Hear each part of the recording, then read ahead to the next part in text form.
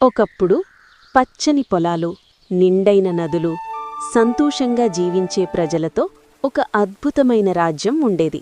ఆ రాజ్యానికి ఒక శక్తివంతమైన రాజు పాలకుడు. అతని పేరు వినగానే శత్రువులు వణికేవారు. కాని ప్రజల గుండెల్లో మాత్రం ఆ పేరు భయంగా మారిపోయింది. ఎందుకంటే ఆ రాజు ధైర్యవంతుడు, తెలివైనవాడు. కాని అతనిలో ఒక్క లోపం, అహంకారం. ఆ రాజు అనుకునేవాడు, ఈ రాజ్యం నా వల్లే నిలబడి ఉంది, నా మాటే చట్టం, నా నిర్ణయమే అంతిమం. ప్రజల మాట వినడం, సలహా తీసుకోవడం అవి బలహీనుల లక్షణాలు అని భావించేవాడు. ఒకరోజు రాజసభ నిండిపోయింది. మంత్రులు, సైన్యాధిపతులు అందరూ తలవంచి నిలబడ్డారు. అప్పుడొక వృద్ధుడు చిన్న వస్త్రాలతో, వణికే చేతులతో రాజసభలోకి అడుగుపెట్టాడు. అతని కళ్లలో భయం లేదు, కాని ఒక నిజం ఉంది. ఆ వృద్ధుడు మెల్లగా అన్నాడు, మహారాజా, మీ రాజ్యంలో ఒక చిన్న సమస్య ఉంది. ఇది ఇప్పుడే పట్టించుకోకపోతే రేపు పెద్ద విపత్తుగా మారుతుంది. అంతే రాజు ముఖం ఎర్రబడింది. అహంకారం అతని కళ్లలో మెరిపింది. ఒక సాధారణ వృద్ధుడు నాకు సలహా ఇస్తాడా అని గట్టిగా నవ్వాడు. నా రాజ్యంలో ఏ సమస్య లేదు, నీ మాటలు నాకు అవసరం లేదు అని చెప్పి ఆ వృద్ధుడిని బయటకు పంపించాడు. ఆ వృద్ధుడు బయటకు వెళ్తూ ఒక్కసారి వెనక్కి తిరిగి చూసి అన్నాడు, మహారాజా, నిజం వినకపోతే రాజ్యమే పాఠం నేర్పిస్తుంది. ఆ రోజు రాజు నవ్వాడు. కాని కాలం మాత్రం మౌనంగా ఒక పరీక్షను సిద్ధం చేసింది. కాలం గడిచింది. రాజు నిర్లక్ష్యం చేసిన ఆ చిన్న సమస్య మెల్లగా తల ఎత్తడం మొదలుపెట్టింది. మొదట నదిలో నీరు తగ్గింది. తర్వాత పొలాలు ఎండిపోయాయి. చివరికి ఆకలి రాజ్యంలోకి అడుగుపెట్టింది. ప్రజలు ఆశతో రాజసభకు వచ్చారు.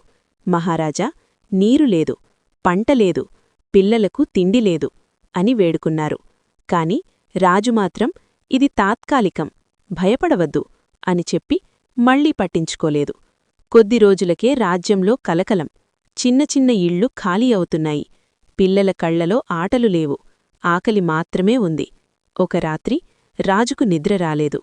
కళ్లముందు వృద్ధుడి మాటలు వినిపించాయి, నిజం వినకపోతే రాజ్యమే పాఠం నేర్పిస్తుంది. ఆ రాత్రే రాజు ఒక నిర్ణయం తీసుకున్నాడు. కిరీటం తీసేశాడు. సాధారణ వస్త్రాలు వేసుకున్నాడు. ఒంటరిగా రాజ్యమంతా తిరగాలని బయలుదేరాడు. మొదటి గ్రామం. ఒక తల్లి తన పిల్లకి అరగంట అన్నం పంచుతోంది. రాజు అడిగాడు, అమ్మా, ఇలా ఎందుకు?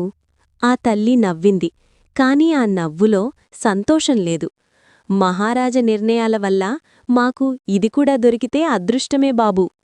రాజు గుండె ఒక్కసారిగా బరువెక్కింది. రెండో గ్రామం. ఒక వృద్ధుడు ఎండిన పొలాన్ని చూస్తూ నిలబడ్డాడు.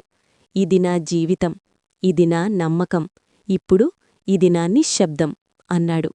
రాజు మాటలేనివాడయ్యాడు.